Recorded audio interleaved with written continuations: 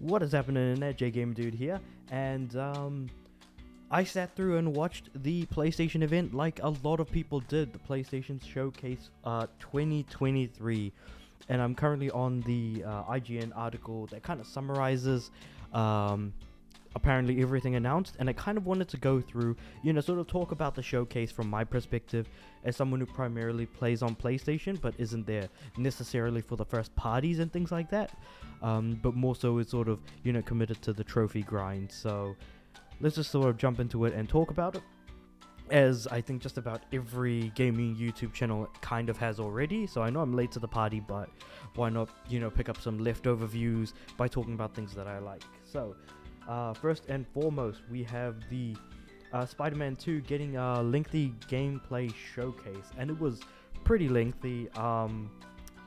I never played Spider-Man 2018, whenever it came out. I never actually played the original Spider-Man nor Miles Morales, so I'm not actually looking forward to Spider-Man 2 that much. Yeah, it looks super cool, looks like it's going to be real fun to play, just not really in my own personal wheelhouse. But I can respect when like a game does a genuinely good view of, like, because before it was just the two Spider-Men and just like sort of a short teaser, and now we're getting a lot more information, so that's at least, if nothing else, appreciated, and it looks quite nice too. So at the end of the day, while it's not my cup of tea, I can absolutely appreciate something being incredibly well done. Moving on from that, something that I am absolutely into, have played, am looking forward to, and I hope for the love of God this turns out well, is Metal Gear Solid Snake Eater remake being announced. And it's only a teaser, there is no gameplay, and I am worried that they're not gonna. So personally, Metal Gear Solid 3 for me is my favorite Metal Gear Solid, because of the way it ended, the bosses that were very interesting, who Naked Snake is as a character before we realize that he becomes, Big Boss, and then becomes sort of the big villain when Metal Gear Solid 1 comes Metal Gear 1 and Metal Gear 2 kind of come around, because then he's already established to be the villain and, kind of the final boss of Metal Gear Solid 1. But again, I digress. I very, very much am looking forward to this. I was kind of hoping that we're gonna have, like, the sound that you hear when you shoot a kero, which is one of the main collectibles in Metal Gear Solid 3. So I would have appreciated that, but they also did announce that Metal Gear Solid Master Collection Volume 1 is coming out, which is Metal Gear Solid 2 Sons of Liberty, and Metal Gear Solid 3 Snake Eater. And I hope with Metal Gear Solid 3 Snake Eater that we also get the MSX versions of Metal Gear Solid 2, and hopefully with Sons of Liberty we also get the VR, the like hundreds of VR missions. I think it was 140 of them, could be wrong, or maybe it took me 140 hours to platinum Metal Gear Solid 2 because there were so many VR missions. But regardless, very much looking forward to it. I don't think a lot of work is going to be done into Metal Gear Solid 1 or 2, but it's going to be nice to be able to play on more sort of recent hardware at least. And apparently sometime this fall, which is very, very exciting. The next thing that we've got is Project Q, which is a streaming device for remote play. And to be completely honest, I use a lot of remote play. I use remote play at home when I'm away from my PS5, like I'm about to go to sleep and I'm watching some anime on the TV, but then I've got my phone and I've got like Gems of War sort of running in the background, sort of just playing through matches for me. And sometimes I'm playing Gems of War at work while I'm working. The game is just kind of playing itself, so there's that as well.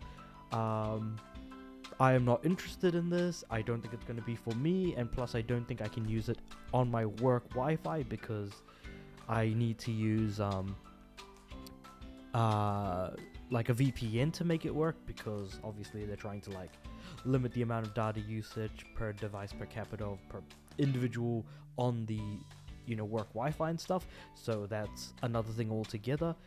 I just can't begin to understand who Project Q is intended for. Is there more functions? Is there more features? They just didn't really tell us enough about the device. So it'll be interesting to see where this goes, but definitely not a great announcement at all. Assassin's Creed Mirage. So the only Assassin's Creed I've played are 2, and the one that was on Vita, which was 3 Liberation. Not 3, because Assassin's Creed 3 was 1, but I think it was Assassin's Creed Liberation. Or I don't know if they called it Assassin's Creed 3 Liberation. Nah, actually, you know what? I'm going to correct myself. It was called Assassin's Creed Liberation. Those are the only 3 that I've played. I've never jumped into the RPG heavy ones, and it's good to kind of see them go back to what they used to do a little bit with Assassin's Creed 1, 2, 3. Pretty much it's up to Syndicate, I'd say. No, Rogue. Was Rogue the last one or Syndicate? I'll say Syndicate was the last one. Then that's when they went off and did the whole RPG stuff. And in between they had Assassin's Creed Chronicle games, which was Chronicles Russia, Chronicles India, and Chronicles China. I digress. Great to see them go back to what they know how to do, so looking forward to that, coming out October 12th this year. Nice. Alan Wake 2. So I never played the original Alan Wake, but I am a very enthusiastic horror fan. I love my horror games, so it's nice to see that Alan Wake 2 is leaning more into horror than what it originally did, apparently, because it wasn't as scary or anything along those lines. So this definitely has my interest, though I do need to play through Remastered before I consider 2. At the end of the day, I'll get to it when I get to it. Hopefully it'll be good.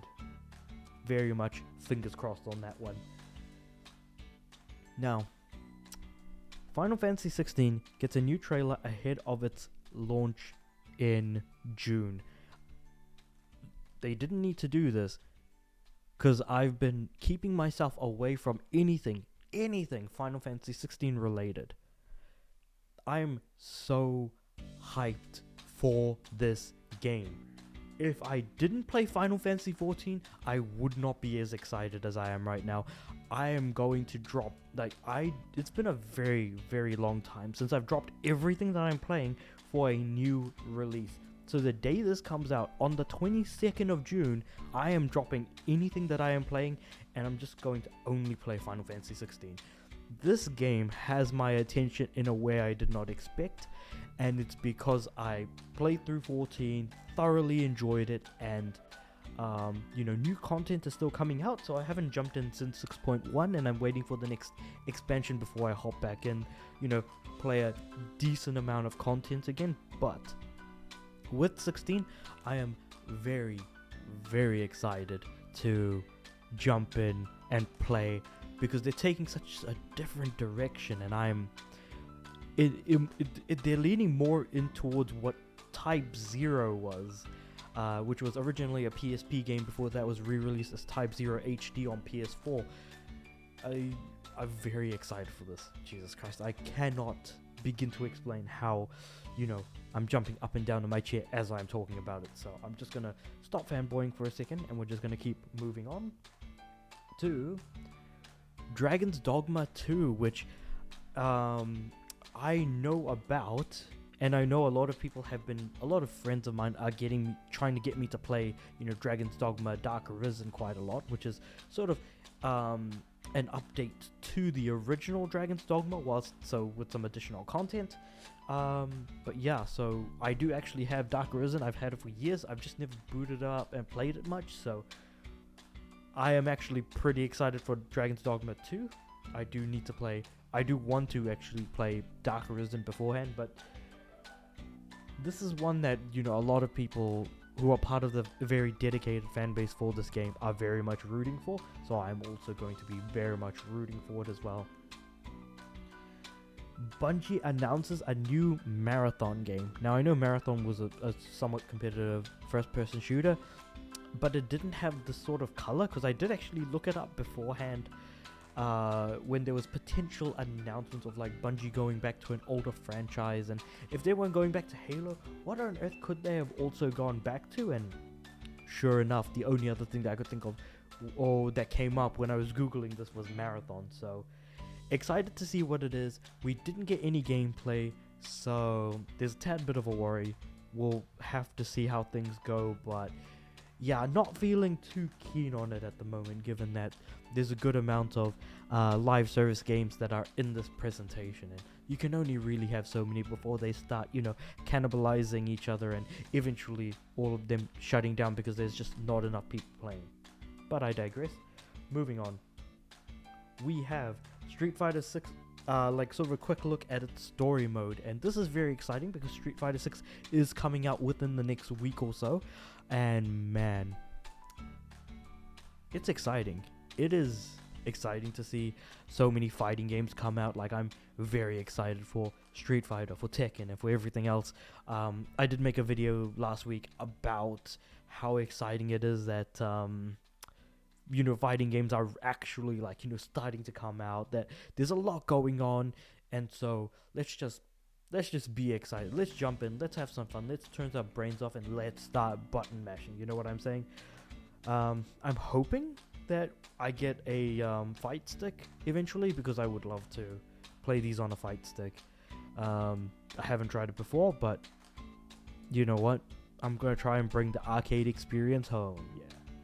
So yeah, moving on from that, Jade Raymond's Haven Studio reveals Fair Games, which is apparently supposed to be some sort of inspired by Payday in the heist aspect, but sort of a multiplayer live service that tries to, what's the word, in a cooperative way.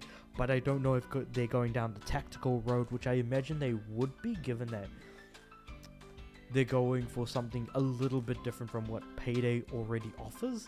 And I mean, I'm more excited for Payday 3 than I am Fair Games. So again, not enough to go off of, but the attitude that they're going with it, like the tone, the overall tone of the actual announcement feels off to me. And I don't know why. Not in a good way either. So it doesn't seem too attractive at the moment. Hopefully we get more information. And I think that's one thing from this entire thing we can glean, is that we just did not get enough information for quite a lot of the announcements that we did get, unless they were stuff that is more coming out soon, like Street Fighter 6, like Final Fantasy 16, and obviously we did get a decent amount of Spider-Man 2, and we know that that's going to be this year. So yeah, I kind of wish we got more information. This one's an exciting one for me, as again, I played the original Talos Principle, which was a sort of first-person puzzle game from the guys who made, pretty much it's from Crow Team, the guys who made Serious Sam, and so it's good to see that Talos Principle 2 is coming out, and I hope we, the writing is still kind of ingenious, that we're kind of arguing with an MS-DOS prompt again, but, all well and good. Excited, no gameplay, but hoping that it kind of retains what the original had going for it. Square Enix has every year made an absolute banger and an absolute bust. I think Foam Stars is going to be a bust. I'm just going to say that. It is a Splatoon clone, but instead of ink and paint, it is soap. Soap? Foam. Bubbles? I don't know, whatever you want to call it. It does say Foam Stars, but again, it looks like a mixture of foam, bubbles, that sort of thing. It has a very bubbly style to it, pun intended. But yeah, I don't know what to make of it. Gameplay doesn't look that fun. I'm not a multiplayer guy, so I can't really speak to it much. It seems to be like another live service. Not too keen on that as well. I hate live services personally, but you know what, they keep coming out, they're gonna keep dying. I hope I can get the platinums and 100% trophies before they shut down, but you know what, I can't say that I'm not committed to the trophy grind, at least. So moving on from that, Actually, you know what? Some of these games might not even have platinums now that I think about it. Kind of depressing to think about. We have, so they show off the adorable little indie game called The Plucky Squire, which looks great. And this is like probably one of the better announcements when it outside of like, you know, talking about Final Fantasy 16, Street Fighter 6, and you know, Spider-Man. This was like another really good look into a game and how you present it. So that's pretty interesting. It's pretty much like the Plucky Squire is pretty much a sort of platformer in a way that's animated similarly to, like, it's animated in a different way than most games that we see. And it makes me wonder how this game really exists and how this team managed to even make this game look the way that it does, feel the way that it does. So hopefully it plays in a sort of similar way as well. Moving from that, Phantom Blade Zero, which is sort of like, it seems like it's a hack and slash game, but it's hard to tell whether or not it's gonna be Souls-like in any way, because it does seem like because it does have some very interesting movement going on. It has like a decent amount of parrying, at least I think it's parrying, maybe it was just blocking and dodging a lot, and it seems Souls-like, but again, we don't have enough information to really be able to glean from that. Oh, it's a Chinese developed. No, Chinese Kung Fu, it's steampunk and more converge. Okay, no, never mind. I thought it was Chinese developed for a second. Yeah, described on here as an RPG, but yeah, we don't have much in the ways of information from it. Semi-open world, though, that'll be bleak and punishing. Again, that feels very Souls-like, but it's very hard to tell at the moment. Not enough to say. But the sequel to a game I never expected we would get, and that is, well, there's a couple of announcements there. Ghost Runner 2. I freaking love Ghost Runner. Ghost Runner was a great game. It's like Hotline Miami, where you go room to room. Well, no, Hotline Miami was like in a single level. Ghost Runner is you go from room to room, killing every enemy in the room, and trying your best not to die. You're a first-person sort of ninja that goes as fast as the clappers, and you get hit once you're dead. So it's a fun game. Sort of running, dodging, trying to slice bullets out of your way as you're running towards each enemy, or trying to do things strategically. Ghost Runner 2. Again, not much was shown, but very excited to see where it goes. So very much an unexpected announcement, but still, a solid one, a solid addition at that. And then next we have, and this one is fascinating, Helldivers 2. I remember playing Helldivers when the PS4, around the time the PS4 launched, and I had a lot of fun with Helldivers. A top-down sort of shooter, cooperative, but it was punishingly difficult. And when other players joined, sometimes their ship would just crash land right onto one of your players, and then that player would die because someone else respawned on top of them or joined and just happened to land on top of them. Oh my god. But now Helldivers 2 is taking the top-down approach and putting it in a third-person perspective instead. And I wonder what else they're changing. It'll be fascinating to see. Maybe a little bit of, fine-tuning in the difficulty areas. How they're going to handle cooperatively. Is it still, jump in, jump out co-op? What's the deal there? It just, it'll be good to, become another guardian of Super Earth every now and again. So I'll be interested to see how Helldivers 2 is going to be moving forward. Man, I can't believe, it came out in 2015, the original Helldivers. Jesus Christ, wow, that makes me feel old. That was 8 years ago, jeez. Moving from that, Giant Squid revealed a game called Sword of the Sea, which is, it seems very similar to Journey, but with snowboarding, skateboarding, hovercrafts, and whatnots. Like, I'm very interested in this game. Not much to go off of besides just it looks like Journey, but with skateboarding or sandboarding rather, and just hopefully some good exploration, ways to move around, and I hope it controls well, especially with the whole snowboard, skateboard aspect to it, which I, again, hope is important. But we won't know until we play it, and we won't know how it feels until we get our hands on that controller. So, fingers crossed, I'm being very hopeful. Let's be excited. But temper our expectations at the same time, so not much to go off of, again, with everything else here. Resident Evil 4 Remake VR mode gets a trailer, which we knew was happening. It was announced a while ago, so this is nothing new. It's just great to see what it's going to look like, and I feel like it's going to be similar to how Resident Evil 4 VR was, in terms of like what the idea of how it's going to work. So again, very interested in that. I've got my PSVR 2 in the closet at the moment, and I only take it out for stuff like Beat Saber at the moment, so very excited to see what that's going to be. And I think I might have given the game away a little bit, but let's just see.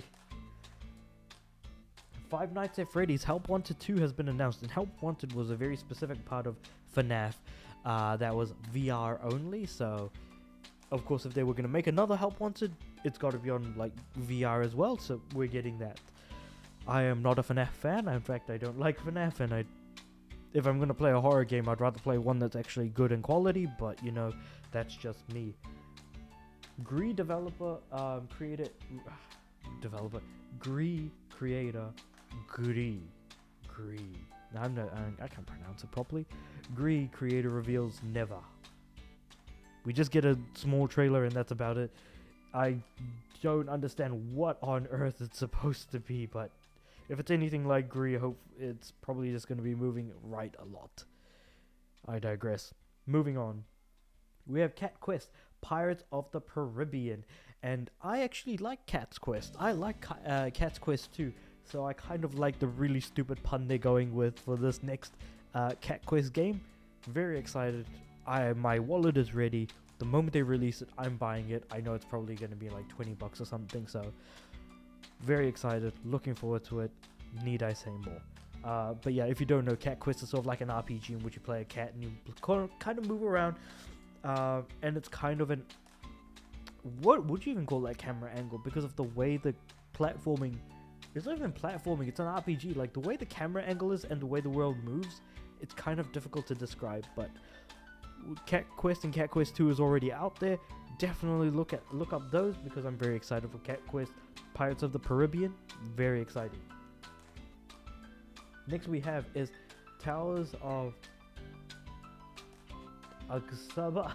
I can't even put a Breath of the Wild like game, which I think is pretty much the easiest way to put it. There's not much to say besides the locations look absolutely breathtaking, and I think that's enough to sell me on the game. Is as long as I'm able to travel from place to place and they look amazing, as long as they have variety in locations, I'm excited to just have a look. And the screenshot alone, what makes it really what sells me on it is because there's like the sort of ocean view, and for me, as someone who is a sucker for ocean views, for beach like areas, as long as they have a decent amount of those that look amazing, I'm sold. I don't even know what the game is about.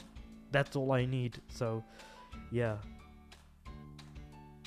Revenant Hill coming to PS4 and PS5, and so the art style will look very familiar to anyone who's played Night in the Woods. Actually no, now that I look at the description here, it says it is actually made by the same people who made Night in the Woods, so you know what? That's probably a good reason to why it looks exactly the same. So it'll be interesting to see how different it's going to be, because Night in the Woods was a very fascinating story-based game, and if you haven't played it and you like story-based games that try to tie into a lot of emotion, heavily recommended. definitely try that out. Okay, here's one that I'm very excited for. Grand Blue Fantasy Relink. The moment I saw the Cygames logo, I was like, this has to be Grand Blue, because I can't imagine what else Cygames is going to be doing on the console market. They're normally a mobile developer, unless they're doing something Princess Connect related, in which case, hell yeah, sell me on that. But yeah, no, I'm very excited for Grand Blue Fantasy Relink. And yeah, it's going to be coming out this year. Is it this year? Sometime this summer, so yeah, within the coming months. Very excited for this RPG. Moving on from that, Ultros, which I don't know what to make of this because it looked very colorful. Side-scrolling, probably not my jam, but interesting to have a look at. Now another one that I'm personally very, very excited for. Tower Fantasy, because it released on mobile, it released on PC, but because it didn't come to my platform of choice, as much as I was interested in wanting to play it, I never actually did. But now I have a reason, because guess what? It's coming to my platform of choice. I hope it has a platinum trophy. I hope it's attainable. I hope that the game is a lot of fun, because I'm definitely jumping in when this releases. And it doesn't look like there's actually a date on it, which kind of sucks, so I'm kind of hoping it's going to be soon. Hopefully. Here comes the PSVR stuff. So Crossfire Sierra Squad. Not really too interested in shooters at the moment. I definitely want to try playing something a little bit different. Arizona Sunshine 2 though does have my interest, being a zombie shooter specifically, but again, you can only really have so many shooters in the VR space. Synapse PSVR 2 looks very interesting. Not too sure what to make of it, but I'm willing to give it a try. Probably when I get it on sale, but when it happens. And finally, Beat Saber is announced and released on the same day. So they pretty much just dropped Beat Saber, and it was a free upgrade, which is great. So I just downloaded it straight away, and I played through one song in particular, Country Roads, and I played it on my one of my alt accounts because I didn't want the trophies to start popping up on my main account. And I managed to hit number 8 in the top 10, so I will definitely be, uploading that video, hopefully, of me looking at the score of the leaderboard, looking at my high score and being like, I could totally see myself cracking the top 10, and I absolutely did by hitting number 8, so very excited to, cut down that video and post it onto YouTube at a later date, though I definitely want to do that sooner rather than later. But yeah, look forward to that. Resident Evil 4 VR mode, which we talked about before. So that was all there was. That's all there was for VR, unfortunately. Was really kind of hoping for more, but yeah. Firewalk's Concord. So we know Firewalk was working on something, we just didn't know what. And Fire Sprite did make the VR Horizon game for PSVR 2. So at least we know that Concord exists, but we know nothing more about it. So unfortunately, besides it being a PvP multiplayer game, so is that technically another live service? Who knows? Immortals of Avium. This one made me interested because it was a first-person shooter with fantasy elements surrounding the whole game, like fantasy themes, really, like a fantasy location, fantasy themes, fantasy-based weapons, and it reminds me a lot of how much I really, really loved playing Ziggurat. Ziggurat is where you're a wizard and you're moving very quickly. It's a first-person shooter. It is a roguelite in which you travel from floor to floor, and then you complete the 5 floors because each of the floors has a boss before you can move to the next one, and that game was a lot of fun. So I'm hoping that, Immortals of Avium is also going to be a lot of fun, being a shooter that is not a modern military shooter, but rather surrounded by those fantasy elements and kind of making it what it is. And yeah, that was pretty much everything. There's a decent amount of there's a decent amount of games here. Quite a lot of them, I'm sure, are going to be multi-platform.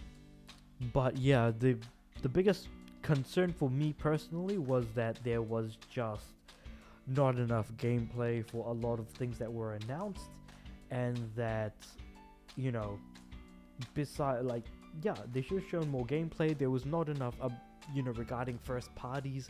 It was mostly like a third party sort of jam. So I do hope that we get another showcase later on in the year. Yeah, I don't really have much to say. I thought it was okay, but that's me being kind of generous about it. There was quite a lot of good stuff in here, and unfortunately, because of the Metal Gear announcement being kind of ruined by there being a lot of rumors about it, that completely ruined what could have been just an absolute show-stopping announcement, unfortunately. But yeah, it is what it is. These were my thoughts on the PlayStation Showcase for May of 2023. Let me know what you guys thought about this in the comments below. Are you excited for the same things I am? Are you guys excited for something completely different? Again, shout them out where you can. And if you've made it to the end, give the video a like. I mean, I think I want to hopefully try and get more likes to, have the videos be pushed out to more people, to share the excitement of PlayStation with them, and just kind of, be able to talk about stuff like this, and, grow the channel, get some more feedback, see what the people want to hear, want to talk about, so I can make more videos on those sorts of things. But yeah, other than that, I'll see you guys next time.